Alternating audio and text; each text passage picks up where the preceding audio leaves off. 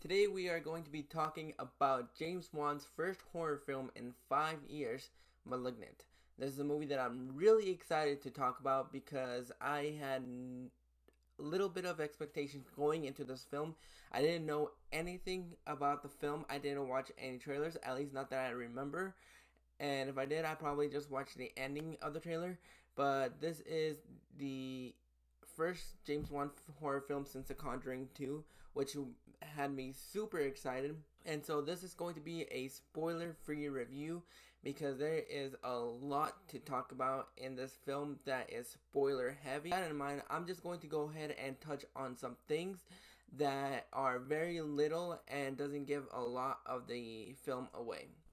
So Malignant stars Annabelle Wallis as Madison, who has these visions of these grisly and gruesome murders happening in real time. She's trying to convince the Seattle Police Department that there is something going on with her that is possibly linking her to her past.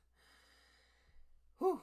So, with that little bit of subject in there, I'm going to go ahead and talk about things that I liked and that I semi didn't like. This is a film that I was really looking forward to because it's James Wann, and I have seen just about every single film James Wann has done.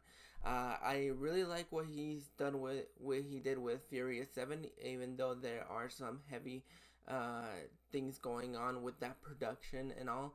And then we got Aquaman, the first DCEU film that grossed over $1 billion, which was really exciting to see. And so he's stepping back into the horror franchise because we have missed him dearly. And James Wan is one of these guys that I get super excited whenever he is attached to a horror film, because whenever he's attached to a horror film, you know exactly where you're going to get, and you know how he uses his jump scares efficiently. He is one of those guys that doesn't use his jump scares as a trick to make you think that it's a false scare. He actually endorses something into the horror genre when it comes to jump scares because he makes those jump scares warrant. And so he does that efficiently in this film, and this film goes into a direction that you don't expect, especially in the third act. There are some things that you think you know where they're going, but I personally did not see where the thing was going because this is a heavy film. I did not know what to expect.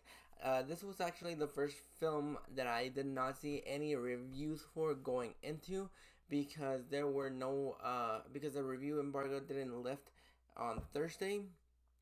From what I've heard, it lifted on Friday, the day that it opened, and 99.9% of the time, that's not a great sign of confidence. So I didn't get to see any reviews going into my screening. I stayed away from watching any reviews because I wanted to know what I wanted to think about this film, because I am a lover of James Wan films, even from films that aren't that well received, especially when it comes to like Dead Silence. I know a lot of people didn't like that film. I thought there was some things enjoyable in that film, although it has been a long time since I've actually seen that film. So maybe going back and rewatching it after watching Malignant, it definitely made me want to go rewatch this film. So this was actually breath of fresh air. This is definitely a different and unique film. It is definitely a original film in the horror genre because we have actually never seen anything like this before. You might think from the trailers that you have seen stuff like this before, but let me tell you something. By the time that you get into the third act, you're gonna be like, "Yep, never seen that before," and that is something that had my jaw on the floor because by the time that we get to some twists and turns throughout the film, that was actually really well done. James Wan does a really good thing about setting atmosphere and setting up his designs so that you can feel what the characters are feeling. Sometimes the characters hit and sometimes they don't, but there are some times that when the characters have great chemistry and they don't do something stupid that you see in horror films. This was a breath of fresh air to see, and this was probably going to be ending up being my favorite, one of my favorite films of the year. It definitely is one of my favorite horror films in the past couple of years. And I like what James Wan does in taking these really different and unique concepts and turning them into horror genres. He did that with the Saw films. Even though he directed the first one, he did the Conjuring universe and he did the Insidious movies, at least the first two Insidious and the first two Conjuring films. But even when it comes to Dead Silence, there are something in that film that are really creepy and tense, especially for me when I was young. I saw this movie when it first came out, so I was really young when that film came out. But not only does he does a great job with this film in directing, he also did had shares co-writing credit in this film with Akila Cooper. I believe that's how you say her first name. I do apologize if I mispronounced it, but I think they did a really good job of creating these worlds, because this is something that we've never seen before, and this is something that I would like to revisit. There are things in the film that didn't work, such as some of the comedic timings of the film.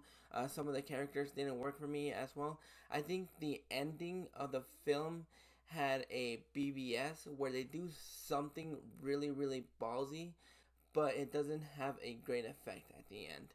And I really wish I could have had a little bit of that effect, because I think it would have been a little bit more traumatizing, a little more dramatic, a little bit stronger than it actually was.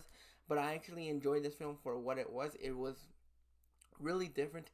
It was really unique, and I love the way that he uses his music as well. This is one of my favorite music in a long while. The way that he uses the score and scenes when it comes to either the opening credits or when you get some aerial shots, especially a scene where a character is going from room to room. We get a really great aerial shot. We see the characters walking around. That was something that was really unique in this film as well. I'm going to go ahead and give Malignant an 8.5 out of 10. This movie really surprised me. It really had a really great sense of tone, some things you don't expect, some great characters in the film.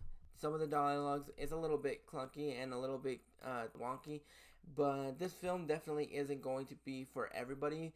Halfway through the film, since I didn't see the Rotten Tomato score going into my screening, I was projecting the score to be about 56%, because I did notice that this film wasn't going to be for everybody. Last time I checked, it was at a 75%. Not sure if it went up or down, but this was a great film to see in theaters. If you get a chance, please go out to theaters and go check this film out. It's available on HBO Max. If you're able to go out to theaters, go ahead and check it out in theaters. This is a wonderful film to see in theaters. It's really spooky. It's really haunting. It's really violent, especially during the third act when my jaw was on the floor and we get some twists and turns.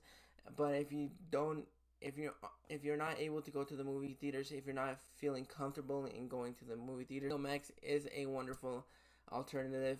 But if you are able to go see it in theaters, I highly recommend go watch this film in theaters, because you will not be disappointed. Go out, take your friends, take your parents. Not sure if you're able to take your siblings, but if you're able to take your siblings when they are age appropriate to take them to a film like this, go ahead and take everybody you can. Recommend this to everybody that you can. Go ahead and check this film out. And until next time, this is Josie Reviews.